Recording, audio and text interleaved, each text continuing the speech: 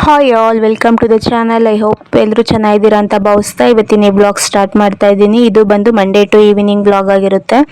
Monday ಹೊರಗಡೆ view ತುಂಬಾ ಚೆನ್ನಾಗಿತ್ತು. ಹೊರಗಡೆ ಕೆಲಸ ಎಲ್ಲ ಮುಗಿಸ್ಬಿಟ್ಟು ಕಾಫಿ ಮಾಡ್ಕೊಂಡು ಕುಡಿಯೋಣ ಅಂತ ಕಾಫಿನೂ ಮಾಡಿಕೊಂಡೆ. ಮಕ್ಕಳಿಗೆ ಹಾಲು ಕಾಯಿಸ್ಕೊಟ್ಬಿಟ್ಟು ಹಾಗೆ ತಲೆ ಎಲ್ಲ ಬಾಚಿ ಮಕ್ಕಳನ್ನೆಲ್ಲ ರೆಡಿ ಮಾಡಿಕೊಟ್ಟು ಇವತ್ತು ತಿಂಡಿಗೆ ಫ್ರೈಡ್ ರೈಸ್ ಮಾಡಿಕೊಡು ಅಂತ ಕೇಳಿದರು. ಹಾಗಾಗಿ ಫ್ರೈಡ್ ರೈಸ್ ರೆಸಿಪಿ ಬಂದು ಸ್ವಲ್ಪ ಆಯಿಲ್ ಹಾಕ್ಬಿಟ್ಟು ಅದಕ್ಕೆ ಹಸಿಮೆಣಸಿನ್ಕಾಯಿ, ಈರುಳ್ಳಿ ಸ್ವಲ್ಪ ಹಾಕ್ಬಿಟ್ಟು ಶುಂಠಿ ಬೆಳ್ಳುಳ್ಳಿ ಪೇಸ್ಟು ಹಾಕಿ ಚೆನ್ನಾಗಿ ಫ್ರೈ ಮಾಡ್ಕೋಬೇಕು. ಜಾಸ್ತಿ ಪೌಡರ್ಸ್ ಎಲ್ಲ ಏನೂ ಹಾಕಲ್ಲ, ನ್ಯಾಚುರಲ್ ಆಗಿನೇ ಮಾಡ್ತೀನಿ ನಾನು. ತರಕಾರಿ ಎಲ್ಲ ಹಾಕಿಬಿಟ್ಟು ಸ್ವಲ್ಪ ಉಪ್ಪು, ಕರ್ಬೇವಿನ ಸೊಪ್ಪು ಎಲ್ಲ ಹಾಕಿ, ತರಕಾರಿ ತುಂಬ ಏನು ಫ್ರೈ ಮಾಡೋ ಅವಸರ ಇಲ್ಲ, ಸ್ವಲ್ಪ ಒಂದು ಅರ್ಧ ಫ್ರೈ ಆದರೆ ಸಾಕು. ಚೆನ್ನಾಗಿ ಫ್ರೈ ಆದಮೇಲೆ ಅನ್ನನೂ ಹಾಕ್ಕೊಬಿಟ್ಟು ಅನ್ನದ ಮೇಲೆ ಸ್ವಲ್ಪ ಖಾರದ ಪುಡಿ, ಗರಂ ಮಸಾಲ, ಸ್ವಲ್ಪ ಸೋಯಾ ಸಾಸು ಹಾಕಿಬಿಟ್ಟು ಚೆನ್ನಾಗಿ ಮಿಕ್ಸ್ ಮಾಡಿಬಿಟ್ಟು ಅನ್ನ ಚೆನ್ನಾಗಿ ಫ್ರೈ ಮಾಡಿಬಿಟ್ಟು ಅದ್ರ ಮೇಲೆ ಕೊತ್ತಂಬರಿ ಸೊಪ್ಪು ಹಾಕಿ ಮಿಕ್ಸ್ ಮಾಡಿಬಿಟ್ರೆ ಫ್ರೈಡ್ ರೈಸ್ ರೆಡಿನೇ ಆಗೋಗುತ್ತೆ. ಟೇಸ್ಟ್ ಮಾತ್ರ ಚೆನ್ನಾಗಿರುತ್ತೆ, ಒಂದ್ಸರಿ ಟ್ರೈ ಮಾಡಿ ನೋಡಿ. ಅದಾದಮೇಲೆ ಮಗಳು ಅಳ್ತಾ ಇದ್ಲು, ಸ್ಕೂಲಿಗೆ ಹೋಗಲ್ಲ ಅಂತ ಹೇಳ್ಬಿಟ್ಟು, ಯಾಕಂದರೆ ನಿನ್ನೆ ಹಾಲಿಡೇ ಬಂದಿತ್ತಲ್ಲ, ಹಾಗಾಗಿ ಸಮಾಧಾನ ಮಾಡಿ ಏನೋ ಒಂದು ಹೇಳ್ಬಿಟ್ಟು ನಾನೇ ತಿಂಡಿನೂ ತಿನ್ನಿಸ್ಕೊಟ್ಟು ಸ್ಕೂಲಿಗೆ ಹೋಗು ಅಂತ ಹೇಳ್ಬಿಟ್ಟು ಕಳಿಸ್ಕೊಟ್ಟೆ. ಸ್ಕೂಲಿಗೆ ಹೋದರು ಮಕ್ಕಳು. ಅದಾದಮೇಲೆ ನಾನು ಕೂಡ ಮನೆ ಕೆಲಸ ಎಲ್ಲ ಮುಗಿಸ್ಕೊಂಡು ನೆಲ ಎಲ್ಲ ಒರೆಸ್ಬಿಟ್ಟು ಸ್ನಾನ ಮಾಡಿಕೊಂಡು ಸೋಮವಾರ ಆಗಿರೋದ್ರಿಂದ ಪೂಜೆ ಮಾಡೋಣ ಅಂತ ಎಲ್ಲ ರೆಡಿ ಮಾಡಿಕೊಂಡೆ. ಸ್ಕಿನ್ ಎಲ್ಲ ತುಂಬಾ ಡ್ರೈ ಆಗೋಗಿತ್ತು. ಸ್ವಲ್ಪ ಕ್ರೀಮ್ ಎಲ್ಲ ಹಚ್ಕೊಂಡು ಎಷ್ಟೇ ನಾವು ಸ್ಕಿನ್ ಕೇರ್ ಮಾಡಿದ್ರು ಅಷ್ಟೇ ಸ್ವಲ್ಪ ಈ ವೆದರ್ ಎಲ್ಲ ಚೇಂಜ್ ಆಗೋವರೆಗೂ, ಚಳಿ ಕಡಿಮೆ ಆಗೋವರೆಗೂ ಸ್ಕಿನ್ ಎಲ್ಲ ಹೀಗೆ ಇರುತ್ತೆ. ಸರಿ ಅಂತ ಹೇಳ್ಬಿಟ್ಟು ನಾನು ರೆಡಿಯಾಗಿ ಅದಾದಮೇಲೆ ಪೂಜೆ ಎಲ್ಲ ಮುಗಿಸ್ಕೊಂಡೆ. ಪೂಜೆ ಮುಗಿಸ್ಕೊಂಡು ಮಧ್ಯಾಹ್ನ ಊಟಕ್ಕೆ ಮೂಲಂಗಿ ಚಟ್ನಿನೂ ಅನ್ನ ಮಾಡೋಣ, ಒನ್ ಟೈಮ್ಗೆ ನೈಟ್ ಏನಾದರೂ ಬೇರೆ ಮಾಡ್ಕೊಳ್ಳೋಣ ಅಂತ ರೆಡಿ ಮಾಡ್ಕೋತಾ ಇದ್ದೆ. ಮಕ್ಕಳು ಬಂದಮೇಲೆ ಏನಾದರೂ ಮಾಡ್ಕೊಡೋಣ ಅಂತ. ಇದು ಒನ್ ಟೈಮ್ಗೆ ಎಲ್ಲ 2 ಟೈಮ್ಗೂ ಚೆನ್ನಾಗಿರುತ್ತೆ, ಆದರೆ ನಮ್ಮ ಮನೇಲಿ ತಿನ್ನಲ್ಲ, ಹಾಗಾಗಿ ಒನ್ ಟೈಮ್ಗೆ ಮಾಡಿಕೊಂಡೆ. ಸ್ವಲ್ಪನೇ ಮೂಲಂಗಿ ಚಟ್ನಿ ತಿನ್ನೋದ್ರಿಂದ ಡೈಜೆಷನ್ ಪ್ರಾಬ್ಲಮ್ ಏನಾದರೂ ಇದ್ದರೆ ಚೆನ್ನಾಗಿ ಕ್ಯೂರ್ ಆಗುತ್ತೆ. ಅದಾದಮೇಲೆ ಯಜಮಾನ್ರು ಮಾಡಿಕೊಡು ಮೂಲಂಗಿ ಚಟ್ನಿನೇ ತುಂಬ ದಿವಸ ಆಯಿತು ಅಂತ ಹೇಳಿದ್ರಲ್ಲ, ಹಾಗಾಗಿ ಅದನ್ನೇ ಮಾಡಿದೆ. ಮೂಲಂಗಿ ಚಟ್ನಿ ಏನಿಲ್ಲ, ತುಂಬಾ ಸಿಂಪಲ್ಲು. ಯಾರಾದರೂ ಗೊತ್ತಿರೋರಿದ್ರೆ ನೀವು ಯಾವ್ಯಾವ ಥರ ಮಾಡ್ತೀರಾ, ಮೂಲಂಗಿ ಚಟ್ನಿ ಈ ಥರನೇ ಮಾಡ್ತೀರಾ ಇಲ್ಲ ಬೇರೆ ಥರ ಮಾಡ್ತೀರಾ ಅಂತ ಕಮೆಂಟ್ ಮಾಡಿ. ನಾನು ಬಂದು ಮೂಲಂಗಿ ಎಲ್ಲ ಸ್ವಲ್ಪ ಸಿಪ್ಪೆ ಎಲ್ಲ ತೆಗೆದ್ಬಿಟ್ಟು ಮೇಲ್ಗಡೆದು ಚಾಕುಲಿನ ಚೆನ್ನಾಗಿ ವಾಶ್ ಮಾಡಿಬಿಟ್ಟು ಅದನ್ನೇ ಸ್ವಲ್ಪ ಚೆನ್ನಾಗಿ ತುರ್ಕೋಬೇಕು. ತುರಿದು ಸೈಡಿಗೆ ಎತ್ತಿಟ್ಕೊಂಡು ಮಾಮೂಲು ಚಟ್ನಿ ಮಾಡ್ತೀವಲ್ಲ ಅದೇ ಥರ ಕಡಲೆಬೀಜ, ಕಾಯಿ, ಸ್ವಲ್ಪ ಬೆಳ್ಳುಳ್ಳಿ, ಹಸಿಮೆಣಸಿನ್ಕಾಯಿ ಎಲ್ಲ ಹುಣಸೆಹಣ್ಣು ಹಾಕಿ ಕೊತ್ತಂಬರಿ ಸೊಪ್ಪು ಹಾಕಿ ಗ್ರೈಂಡ್ ಮಾಡ್ಕೊಳ್ಳೋದು.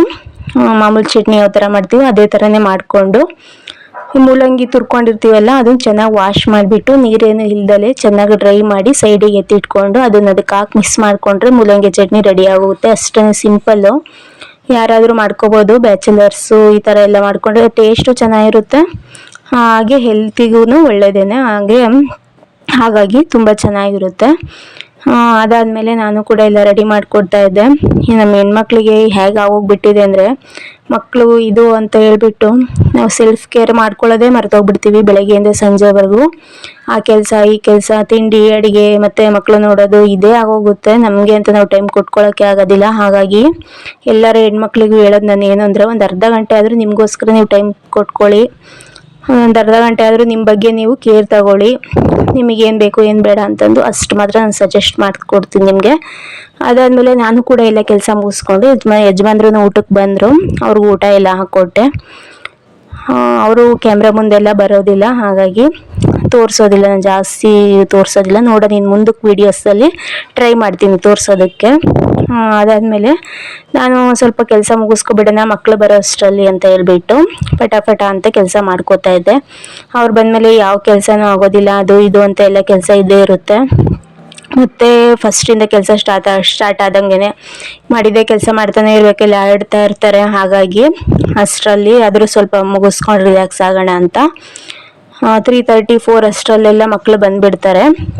ನಾನು ಅಡುಗೆ ಎಲ್ಲ ರೆಡಿ ಆಯಿತು. ಚಟ್ನಿ ಬಂದುಬಿಟ್ಟು ಈಗ ನೋಡಿ ಈ ಥರ ರುಬ್ಕೋಬೇಕು, ಮಾಮೂಲು ಚಟ್ನಿ ಥರನೇ ರುಬ್ಕೊಂಡು ಅದಾದಮೇಲೆ ಈ ಥರ ಮೂಲಂಗಿನ ಮಿಕ್ಸ್ ಮಾಡಿಬಿಟ್ರೆ ರೆಡಿನೇ ಆಗೋಗುತ್ತೆ. ಇದು ಲಾಸ್ಟಲ್ಲಿ ತೋರಿಸಿರೋದು, ಆವಾಗಲೇ ಊಟ ಮಾಡ್ಕೊಂಡು ಹೋದರು ನಮ್ಮ ಮನೆಯವರು. ಅದಾದಮೇಲೆ ನಾನು ಕೂಡ ಊಟ ಎಲ್ಲ ಮುಗಿಸ್ಕೊಂಡು ಸ್ವಲ್ಪ ಹೊತ್ತು ಟೈಮ್ ಸ್ಪೆಂಡ್ ಮಾಡಿ ಅದಾದಮೇಲೆ ಒಂದು ಅರ್ಧ ಗಂಟೆ ಅಷ್ಟರಲ್ಲಿ ಮಕ್ಕಳನ್ನು ಬಂದರು. ನಾನು ಊಟ ಮುಗಿಸ್ಕೊಂಡು ಕೂತ್ಕೊಂಡಿದ್ದೆ. ಅಷ್ಟರಲ್ಲಿ ಮಕ್ಕಳನ್ನು ಬಂದು ಅರ್ಧ ಗಂಟೆ ಆಟ ಆಡ್ಕೊಂಡು ಬರ್ತೀನಿ ಅಂತ ಹೇಳ್ಬಿಟ್ಟು ಹೋದರು. ಒಂದು ಅರ್ಧ ಗಂಟೆ 1 ಗಂಟೆ ಆದರೂ ಟೈಮ್ ಕೊಡ್ತೀನಿ ಅವ್ರಿಗೆ ಆಟ ಆಡೋದಕ್ಕೂ. ಯಾಕೆಂದರೆ ಬೆಳಗ್ಗೆಯಿಂದ ಸಂಜೆವರೆಗೂ ಬರೀ ಓದೋದೆ ಅಂದರೆ ಮಕ್ಕಳನ್ನು ಸ್ವಲ್ಪ ಆ್ಯಕ್ಟಿವಿಟೀಸಲ್ಲಿ ಇರಬೇಕಲ್ಲ, ಹಾಗಾಗಿ ಸ್ವಲ್ಪ ಸ್ನ್ಯಾಕ್ಸ್ ಏನಾದರೂ ಮಾಡಿಕೊಡು ಅಂತ ಹೇಳಿದ್ರು. ಚಿರ್ಮುರಿ ಮಾಡೋಣ ಅಂತ ಹೇಳ್ಬಿಟ್ಟು ತರಕಾರಿ ಎಲ್ಲ ಹಾಕಿ ಕ್ಯಾರೆಟು, ಈರುಳ್ಳಿ, ಕೊತ್ತಂಬರಿ ಸೊಪ್ಪು, ಟೊಮೊಟೊ ಎಲ್ಲನೂ ಹಾಕಿ ಪುರಿನೂ ಹಾಕಿಬಿಟ್ಟು ಮಿಕ್ಸ್ ಮಾಡ್ಕೋಬೇಕು. ಖಾರ ಉಪ್ಪು ಏನು ಇವಾಗ ಹಾಕಬಾರ್ದು. ಇದನ್ನೇ ಸ್ವಲ್ಪ ಮಿಕ್ಸ್ ಆದಮೇಲೆ ಇದು ಸ್ವಲ್ಪ ಪಾತ್ರೆ ಚಿಕ್ಕದಾಯಿತು ಅಂತ ಹೇಳ್ಬಿಟ್ಟು ಇನ್ನೊಂದರಲ್ಲಿ ಉಪ್ಪು ಖಾರ ಎಲ್ಲ ಹಾಕಿಬಿಟ್ಟು ಸ್ವಲ್ಪ ದುಂಡೊಂದು ಖಾರ ಬರುತ್ತಲ್ಲ ಅದನ್ನು ಹಾಕಿದ್ರಿಂದ ಚೆನ್ನಾಗಿರುತ್ತೆ. ಅದನ್ನೇ ಹಾಕ್ಕೊಂಡೆ.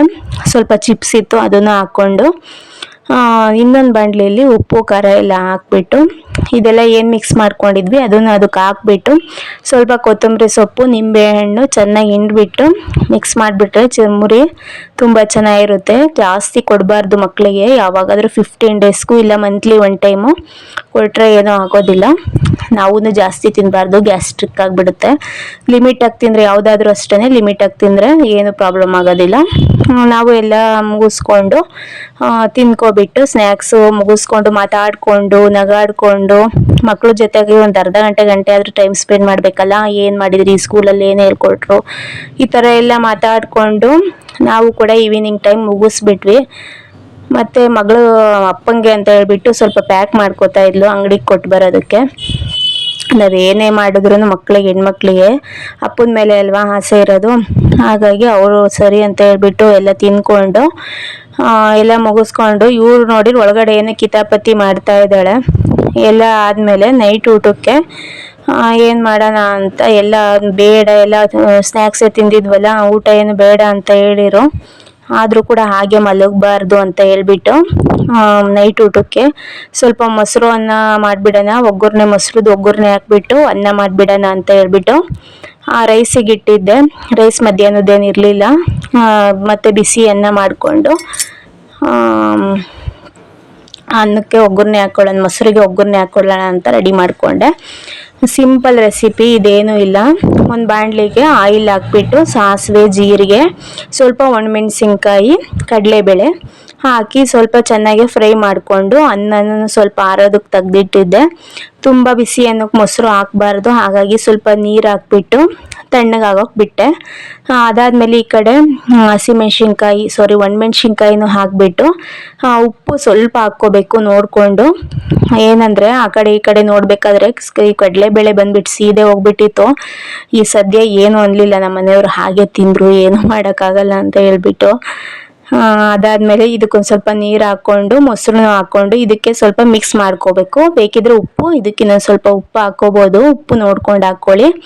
ಸ್ವಲ್ಪ ಮಿಕ್ಸ್ ಮಾಡಿಬಿಟ್ಟು ಒಗ್ಗರಣೆ ಹಾಕಿದ್ವಲ್ಲ ಅದನ್ನು ಹಾಕಿ ಮಿಕ್ಸ್ ಮಾಡಿ ಸ್ವಲ್ಪ ಕೊತ್ತಂಬರಿ ಹಾಕಿ, ಇಷ್ಟ ಇದ್ರೆ ದಾಳಂಬ್ರೆ ಬೀಜನೂ ಹಾಕ್ಕೋಬೋದು. ಬ್ಲಾಗ್ನ ಹೀಗೆ ಎಂಡ್ ಮಾಡ್ತಾ ಇದ್ದೀನಿ. ಈ ಬ್ಲಾಗ್ ನಿಮ್ಗೆ ಒಂಚೂರಾದ್ರೂ ಇಷ್ಟ ಆಗಿದ್ರೆ ಪ್ಲೀಸ್ ಒಂದು ಲೈಕ್ ಮಾಡಿ ಮತ್ತು ಸಬ್ಸ್ಕ್ರೈಬ್ ಮಾಡ್ಕೊಳ್ಳಿ. ಟೇಕ್ ಕೇರ್, ಬಾಯ್.